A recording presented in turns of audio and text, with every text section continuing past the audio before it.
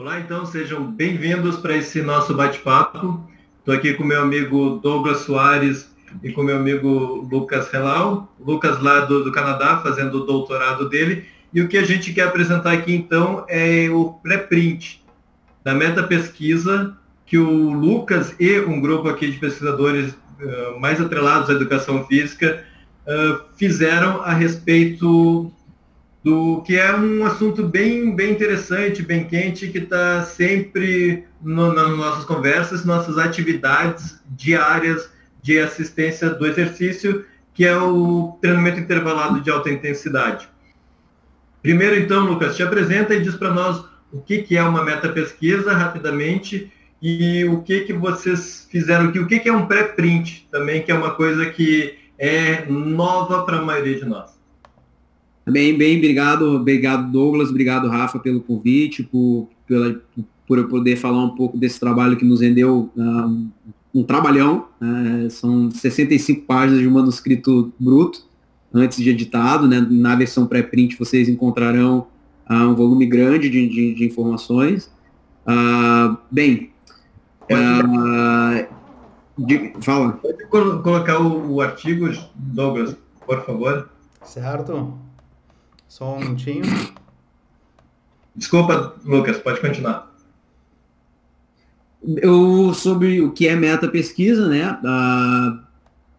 Teria que falar filosoficamente o que é meta de coisas, mas meta-pesquisa é pesquisa em cima da pesquisa, ou seja, a gente pesquisa como que a pesquisa é feita, é basicamente isso. Depois o Rafa pode explicar um pouco melhor filosoficamente para vocês a parte mais da origem da palavra, mas o modo de operação é basicamente entender como é que a pesquisa está andando. Isso é um grande guarda-chuva, pode falar de transparência em pesquisa, de práticas de transparência, de práticas de reprodutibilidade, de práticas de integridade, de desperdício em pesquisa e tantas outras coisas. E um pré-print nada mais é do que a versão de um trabalho não foi revisada por pares, que não é revisada por pares ainda, mas que ela agiliza o processo de disseminação do conhecimento pela celeridade com a qual a gente consegue deixar o trabalho disponível e acessível a todos, porque o processo formal de acessibilidade a uma peça acadêmica, ele perpassa pelo processo de revisão por pares. Então, para quem não conhece como é que funciona o processo de liberação do conhecimento à comunidade, desde a hora que a gente finaliza o experimento até a hora que vocês têm o artigo na mão, ele passa por um processo que envolve a mão de muitas pessoas, de editores, de revisores, idas e vindas com pedidos de correção e etc. E isso leva tempo. E o pré-print é uma solução com a era digital para que a gente consiga disseminar o conhecimento da forma mais rápida possível, o que não significa que o artigo não vá ser publicado numa revista indexada. Então, existem bases específicas para pré-prints, e aí depois a gente pode, que é o que está acontecendo com esse trabalho que eu vou falar para vocês hoje, ele já está previamente publicado na versão pré-print e está em avaliação numa revista revisada por pares. Então, no dia de hoje, é com vocês, e simplesmente com vocês, a avaliação crítica do nosso trabalho. Não passou pela mão de ninguém. Deixa eu dar o meu pitaco, então. Sobre a meta-pesquisa, então, foi como o Lucas falou. A metalinguagem que a gente conhece, basicamente, é isso. É tu falar... alguém falando sobre uma coisa que por exemplo, se eu fazer uma peça de teatro, encenando uma peça de teatro, escrever um livro sobre um escritor escrevendo um livro, fazer uma novela sobre uma novela. E então a metalinguagem na pesquisa é isso, fazer uma pesquisa a respeito das pesquisas que foram feitas. Seria mais ou menos isso, Lucas? Isso. Obrigado pela didática, muito melhor do que a minha. Isso. E o pré-print, então, ele te dá mais transparência, porque quando chega na mão de um revisor, o revisor ele pode pedir várias alterações. Olha, se quer publicar no na nossa revista em alto nível, em alto impacto, ter alta visualização, tu vai ter que fazer as modificações que eu acho importantes. E quando tu faz um pré-print, tu deixa então ter os resultados de forma mais bruta e eles mais crus e eles aparecendo para um grande público, para quem quiser ver. E a gente abre o peito, né? Tá abrindo o peito para dizer de todo mundo, não só dos revisores, assim, não deixa um grupinho menor. Então tu dá transparência aos resultados. Exatamente. Tu aumenta a transparência, tu aumenta as pessoas que são atingidas, que podem ver os resultados, e aumenta a transparência da pesquisa. E tu acha que isso é uma coisa que cada vez mais nós, os consumidores, ou mesmo as revistas, vão pressionar para o pesquisador fazer, para ter mais pré-print? Bem, pode ser pré-print ou pode ser revista de acesso aberto. O problema é que, que as revistas de acesso aberto, elas cobram APCs, né, Article Processing Charges, ou seja, são taxas de produção do manuscrito, são muito caras, em torno de $3.000, $2.800. São grandes revistas, são revistas como o BMJ, por exemplo, British Medical Journal. Se você quiser que o artigo seja livre e de livre acesso para todo mundo, existe uma taxa a ser publicada, que é o modo Open Access, que é o que está em alta hoje, e para se facilitar o acesso à informação. Quando o pesquisador ele quer, além disso, celeridade na entrega do resultado, ele pode fazer o uso hoje do pré-print, que é uma quebra de um paradigma, que é a informação bruta, é a informação do jeito que ela foi escrita pelo pesquisador, ela não tem nenhuma mão do editor, nem a mão do revisor, ou seja, é como nós produzimos o manuscrito. Então, as duas vantagens do pré-print no que diz respeito à transparência é o acesso está aberto a todos, não existe nenhuma, você não tem que pagar por nada, você não tem que assinar nenhum periódico, nem pagar pelo empréstimo de um periódico, do paper que você quer ler, e a gente, nos pré-prints, você pode comentar em cima e você pode ser o nosso revisor. Então, caso você encontre alguma coisa que você acha que não seja coerente, ou acha que tenha que alguma coisa ser corrigida, existe o processo de pós-publicação, que nada mais é do que um reconhecimento do próprio autor de que, sim, nós podemos melhorar o nosso trabalho com o comentário e a participação do leitor. Excelente. Não, eu acho que é isso, é muito, no mínimo, muito corajoso. Vamos lá para o artigo, Douglas. Então tá, é um artigo, quer traduzir para nós? Bem, isso aqui esse artigo ele é uma overview com um pedacinho de meta-pesquisa, e foi aqui que o meu primeiro trabalho com meta-pesquisa, e foi aqui que o bichinho me mordeu. Já falei anteriormente sobre isso, e ele é um trabalho de meta-pesquisa focado em subárea, né? Então, como eu disse antes, a gente tem como fazer meta-pesquisa no grande guarda-chuva de ciência. Essa aqui é voltada a um tipo de exercício e a um tipo de desfecho, e eu vou explicar um pouco melhor. Então, é treinamento intervalado de alta intensidade sobre o VO2 máximo, tá? O efeito do treinamento intervalado de alta intensidade sobre o VO2 máximo em comparação com o treinamento contínuo ou em comparação com nada, ou seja, tudo que está disponível na literatura, e a gente fez uma avaliação da qualidade metodológica e de políticas de transparência dessas revisões que estão previamente publicadas, ou seja, uma overview é uma revisão de revisões sistemáticas, ou seja, a gente revisou sistematicamente as revisões que estavam disponíveis até o momento da data da busca nas bases de dados consultadas. Não, isso aí, é revisão da revisão, e é para buscar qual é realmente o poder, ou qual é a transparência, ou qual é reprodutibilidade. A qualidade, né? Das pesquisas que deram origem às meta-análises, que deram origem àqueles resultados. Vai baixando para nós ali Cadê o Douglas? Estou aqui, vamos lá. Vamos lá pro...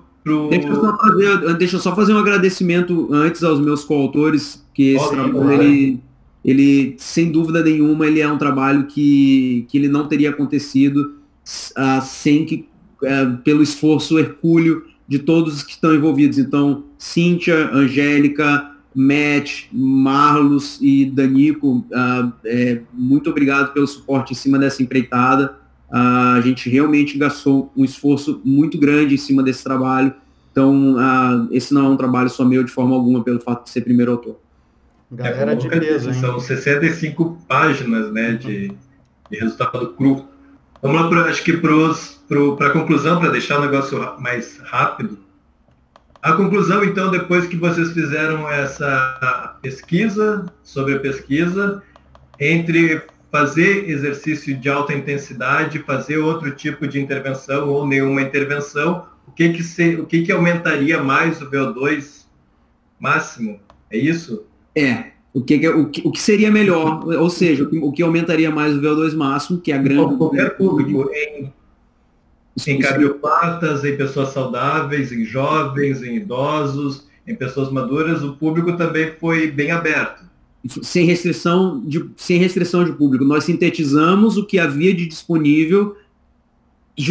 Os dois únicos fixadores eram a intervenção e o desfecho. Ou seja, precisava ser treinamento intervalado de alta intensidade e avaliar necessariamente treinamento VO2 máximo ou VO2 pico, aptidão cardiorrespiratória, na realidade, né? Então, basicamente, esse é o critério de elegibilidade do estudo. Não tem restrição de linguagem, não tem restrição de nada, de absolutamente nada. Foi o universo do treinamento de alta intensidade em cima do VO2.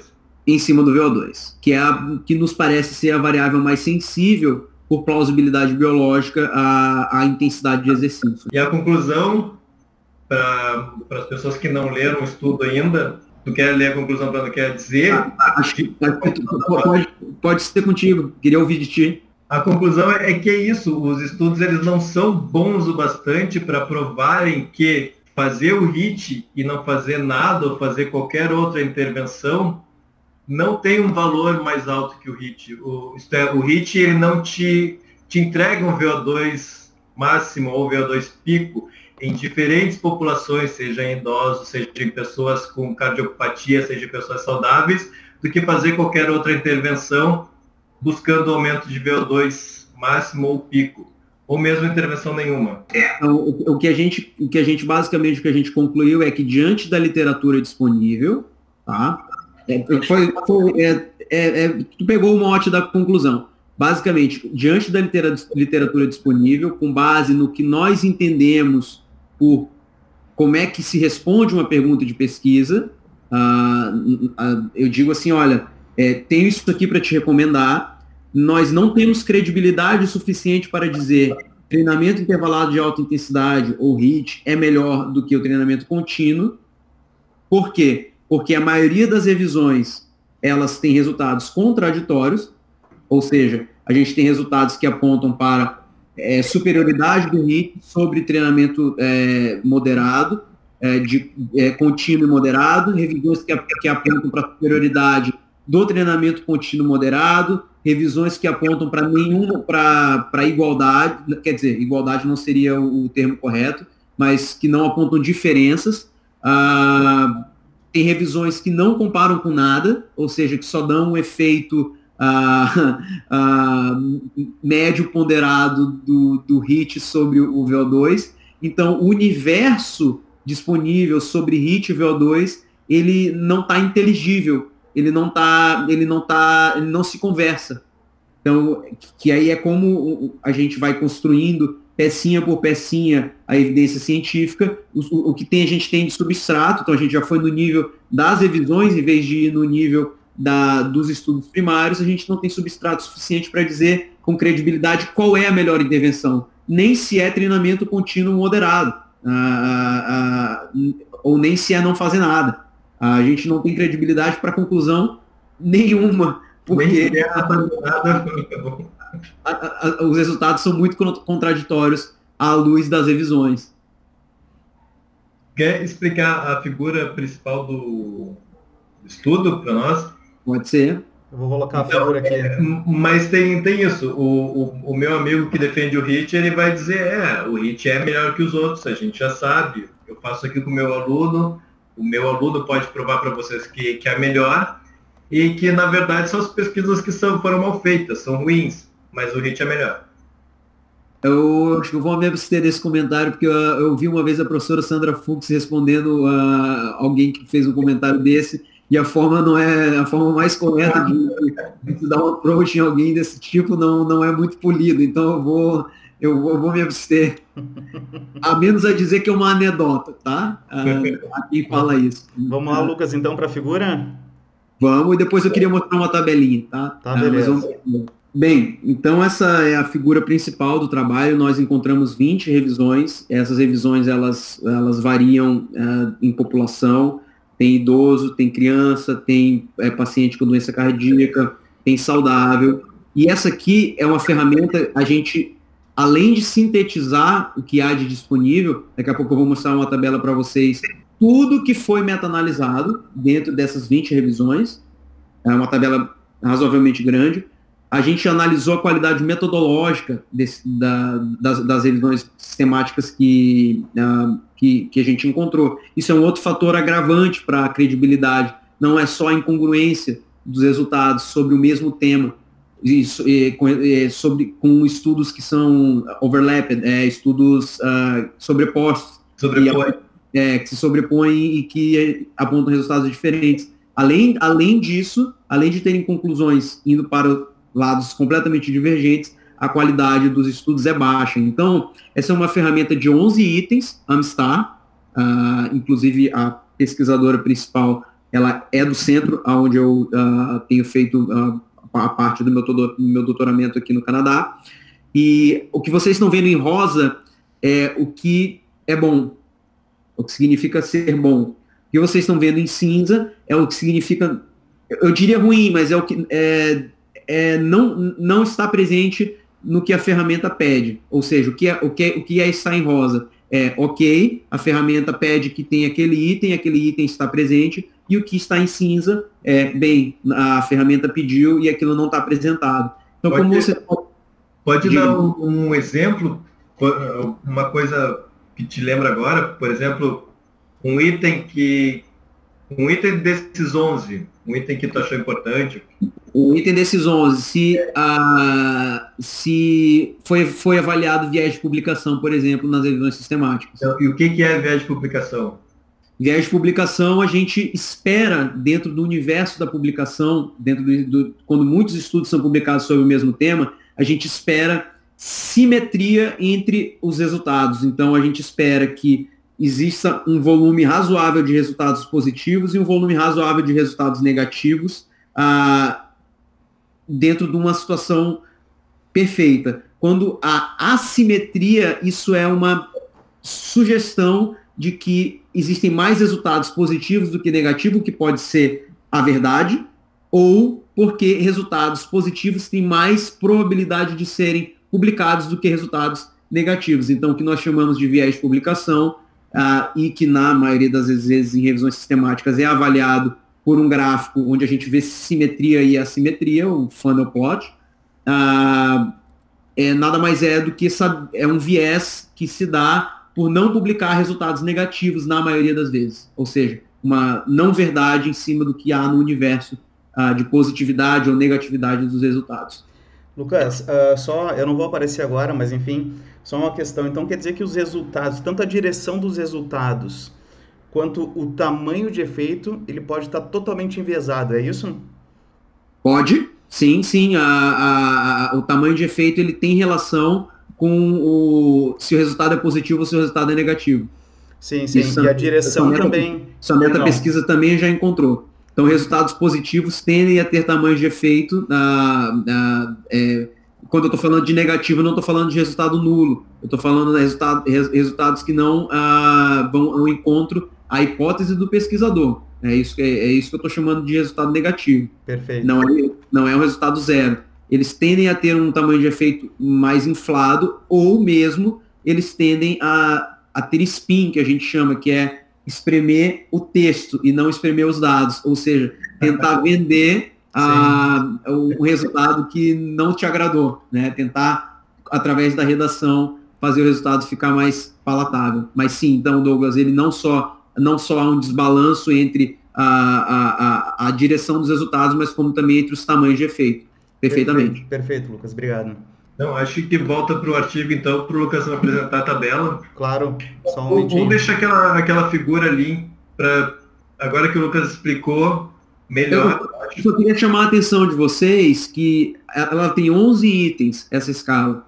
A mediana, a gente não apresentou a mediana porque ela não é uma escala de pontuação, então isso não seria o mais correto. Mas a mediana de aderência foi de 3 pontos, foi uma escala de 11. Tá? Ponto não é o nome mais correto, mas de 3 itens para uma escala de 11 itens. Tá? Então, dentre 20 revisões sistemáticas, a que melhor pontuou, ou seja, a que mais aderiu a 7 itens de 11. Ou seja, a gente tem aí um universo de revisões de baixíssima qualidade metodológica, e isso certamente coloca em xeque a credibilidade do resultado de um estudo. Isso é epidemiologia básica. Então, o que você quer fazer aqui chamado para a terceira revisão de baixo para cima. Por exemplo, vocês podem ver quantos cinzas ela tem. Ela adere basicamente a um item. O que então a figura mostra aqui, basicamente, é que são 20 revisões, isso, 20 análises, que são de baixa qualidade. Não existe um critério para dizer o que é de baixa e o que é de alta qualidade. A gente tem outros dados para avaliar a qualidade também, como não só essa ferramenta. Essa ferramenta ela não tem um número assim, precisa ter mais de tanto para dizer que isso tem alta qualidade ou menos de tanto para dizer que tem baixa qualidade. Só que esses resultados eles são muito sugestivos e eles são...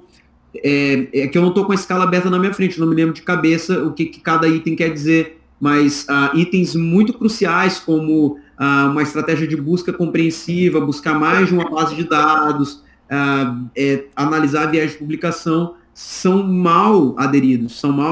Então, basicamente, o que essa figura mostra é que tanto as revisões, a grande maioria delas tem baixa qualidade, assim como itens essenciais não foram conduzidos, não foram realizados. Né? Tabela.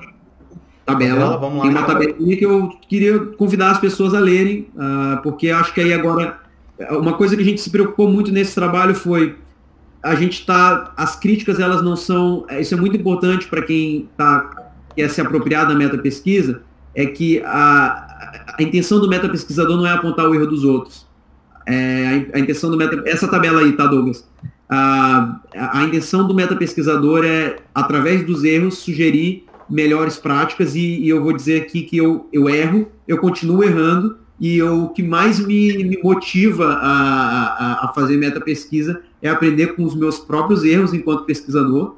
E nesse ponto em especial, a gente tem umas recomendações, depois que a gente coloca ali uma caixinha de recomendações para que as revisões sejam melhores, para que as revisões sejam melhor conduzidas, mas, além de tudo, a gente se preocupou em resumir os resultados dessas 20 revisões para as pessoas, ou seja, não só elas estão vendo que a qualidade é ruim, mas ela tem o resultado em mão também. Então a pessoa faz o que o leitor, ele está com o resultado de 20 revisões à sua disposição. Então eu queria mostrar um pouquinho dessa tabela para vocês.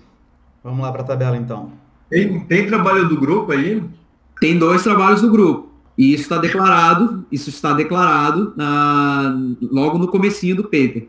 Viu? E essa também é uma parte muito interessante desse trabalho, é uma parte muito interessante do grupo também, de não só se colocar na linha de tiro, né, de peito aberto, fazer um preprint, como tem trabalho do grupo aí também, sabe? É mais uma... parabéns para o grupo, né? A gente faz parte desse universo, a gente fez isso, a gente fez dessa forma e a gente vai colocar a cara a tapa aí como a gente fez. Obrigado, e a gente tomou muito cuidado porque no momento em que principalmente na parte de avaliação de qualidade, o autor, um deles é o trabalho da Angélica e o outro é um trabalho que o Daniel está envolvido, não tem um trabalho do grupo inteiro, né, tem trabalho de pesquisadores do grupo, e a gente tomou muito cuidado com que eles não estivessem envolvidos no momento da análise da qualidade metodológica, para que a gente não pudesse haver interferência qualquer ou potenciais conflitos de interesse. Né? De qualquer forma, isso está declarado, está bem claro na primeira página do trabalho. Vamos para a tabela, então? Então, assim, essa é uma tabela que mostra que a gente tem, ela não sintetiza só os trabalhos, mas como também todas as meta-análises que estão dentro dos trabalhos. Para quem não sabe, a meta-análise não é somente o tipo de estudo, mas ela é a síntese quantitativa de resultados que já estão disponíveis na literatura dos estudos primários, ou seja, de ensaios clínicos randomizados, de cortes, de casos de controles, uma grande sorte de delineamentos experimentais, e aí com isso você gera um efeito médio, vamos assim dizer, para não entrar muito em detalhes.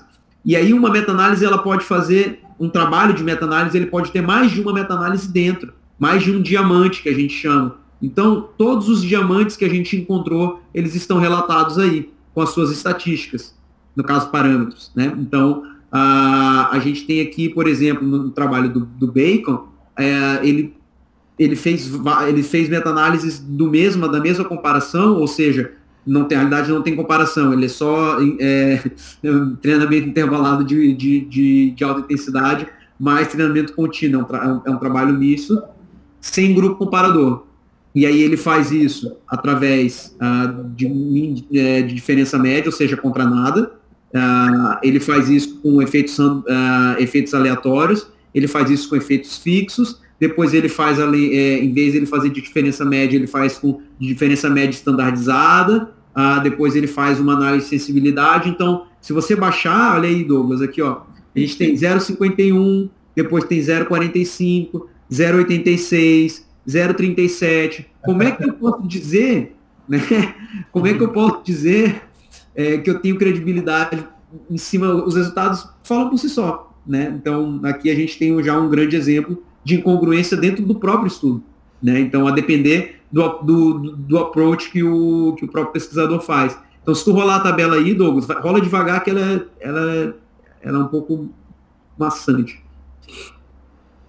Nesse segundo estudo aqui? A gente tem um outro autor, um outro grupo de autores, e aqui a gente coloca ela 4 vezes. Então ele vai aparecer 4 vezes, porque ele meta-analisa 4 situações diferentes. Então toda vez que uma meta-análise foi lançada, um diamante foi lançado, ele está lançado com uma linha diferente na tabela.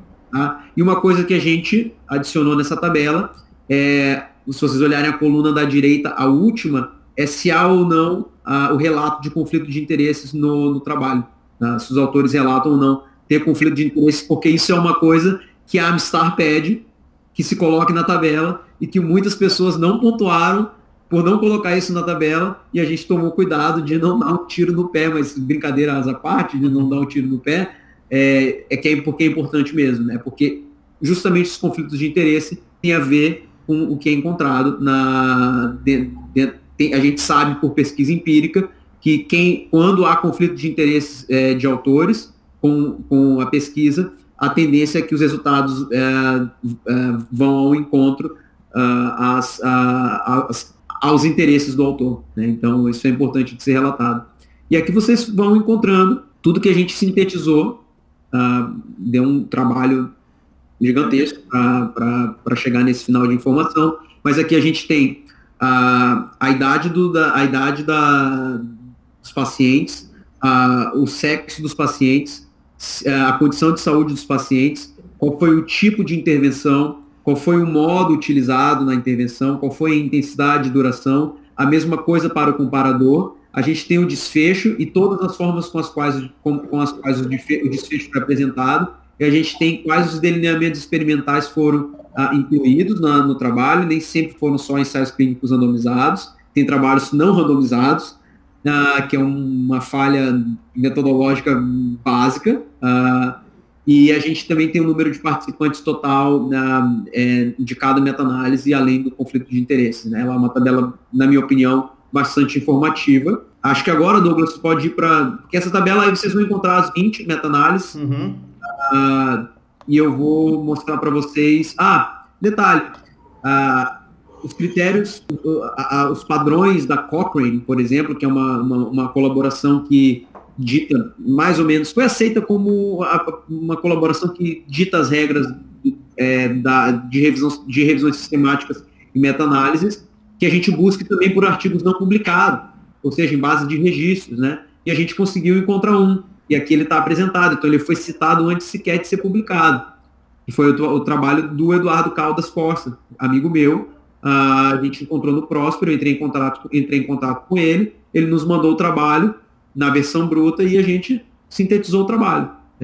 Isso aqui é uma conduta que se pede muito, e a gente encontrou baixíssima aderência nos trabalhos, ou zero, não me lembro, agora preciso ver a tabela, uma aderência baixíssima. Ia mostrar as duas últimas tabelas, Douglas. Se vocês lerem essa tabela, vocês vão entender o quão incongruente e o quanto que esses trabalhos eles não se conversam. Só uma coisa muito que precisa ficar muito clara. Nossa conclusão é para aptidão cardiorrespiratória. Tá? Essa é a conclusão, é para aptidão cardiorrespiratória, não é para outros desfechos. Lembrar que a gente está medindo um desfecho só, né? A gente analisou um desfecho só. Aqui a gente tem uma tabela complementar de métodos, então eu convido vocês a darem uma olhada nessa tabela complementar dos métodos. Ela vem em adição à ferramenta formal Amstaris, que é uma tabela que nós criamos com coisas que já consolidadas da literatura, que ela fala sobre método também. E tem uma outra tabela que é uma tabela que fala sobre transparência e relato. Não, essa tabela ela é muito didática, ela é muito rapidinha, muito boa de ver. E essa aqui a gente vê o quanto que o quanto as revisões, a gente fez uma mistura de itens que já estavam pedidos em literatura prévia e itens do Prisma, que é um guia como consorte. Para quem não sabe, os guias de relato são guias que te dizem o que tem que estar escrito num trabalho para que ele seja o mais transparente possível e reprodutível. Ou seja, no fundo, quando a gente faz uma revisão de intervenção, a gente quer que aquela intervenção a gente possa usá-la. Eu quero saber como é que eu uso o HIT, né? Então, se não está bem explicado, eu não tenho como usar. Foi um desperdício. Então, no fundo, o Prisma ele vem para tentar minimizar esse desperdício, e essa tabela ela mostra o quanto que muitas vezes a gente é incapaz de extrair informações básicas das intervenções e dos seus comparadores para a gente saber exatamente como aplica. Muito embora exista uma ferramenta formal chamada Tidier, que vocês podem encontrar no Equator Network, que é uma base de dados que contém um monte de informação em relação a relato e educação e pesquisa, que fala só de intervenções. Então, como é que as intervenções devem ser relatadas. E depois o Lucas vai colocar o link para o Equator em alguma parte do vídeo, em alguns comentários, enfim. Vou pedir para o Douglas, que está editando. Isso aí a gente coloca depois lá no vídeo do YouTube, nas inscrições. O chefe coloca ali depois, fica tranquilo. E assim, o foco também para quem quiser, na primeira página do trabalho, os dados desses trabalhos estão abertos, então eles estão compartilhados publicamente. Quem quiser ter acesso, rola só um pouquinho, Douglas, para baixo, por favor. Aqui, Compliance with Reproducibility Standards. Se tu quiser puxar esse link do OSF e abrir no navegador para as pessoas verem, ou já clicar nele, né? Então, a ideia que a gente tem de meta-análise, que é do senso comum, que ela é o pico, o topo da evidência científica. Isso. É isso.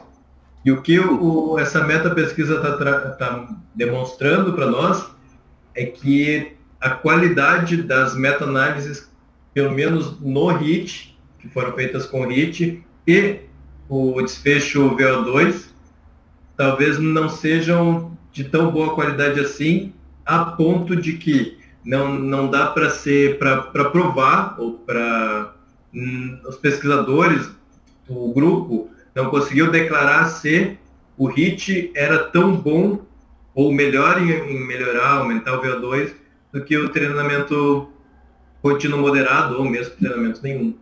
É isso, então, o nosso topo de evidência científica talvez não tenha tanta qualidade assim. E ele é discrepante, além de tudo. Além de não ter tanta qualidade assim, ele aponta para resultados que vão para o lado direito, que vão para o lado esquerdo ou que ficam no meio. Então, a gente, na hora de juntar tudo, né, de montar a receita inteira e botar os ingredientes dentro da panela, a gente não consegue chegar a conclusão nenhuma. É mais ou menos isso que a gente quis dizer. Eu queria mostrar uma coisinha rápida, tá? Uma coisinha para a gente dar um fechamento bem rápido ali, só para o Douglas, se ele puder abrir o navegador dele. Tu poderias, por gentileza, Douglas, clicar no meu public profile. Então, aqui vocês podem encontrar o protocolo que a gente fez desse projeto antes de tudo ser feito. Antes de tudo ser feito, pode dar uma rodada para baixo aí, Douglas, por favor. Uhum. Então, aqui, ó, no lado esquerdo da tela, tem Protocol and Register. Então, esse protocolo, ele subiu no dia 25 de janeiro de 2018, o primeiro protocolo. Ou seja, em janeiro de 2018, né? E o trabalho foi finalizado um tempo depois. E a data do protocolo ela é até anterior a isso. Então, ou seja, protocolo a gente planejou o estudo e tentou seguir tudo aquilo que a gente planejou. Depois disso, e também ele foi registrado. E aí depois eu explico a diferença entre registro e protocolo. Aí eu queria que tu fechasse, por gentileza, esse folder e abrisse, por favor, Data Sharing. Ok. Aqui, gente, tudo que foi utilizado dentro do trabalho está disponível para vocês. Tá? Então, tudo, qualquer coisa, pode clicar nesse primeiro Excel, por exemplo, Douglas, por gentileza. Não sei se tem que fazer o download de repente, ou não sei se ele mostra.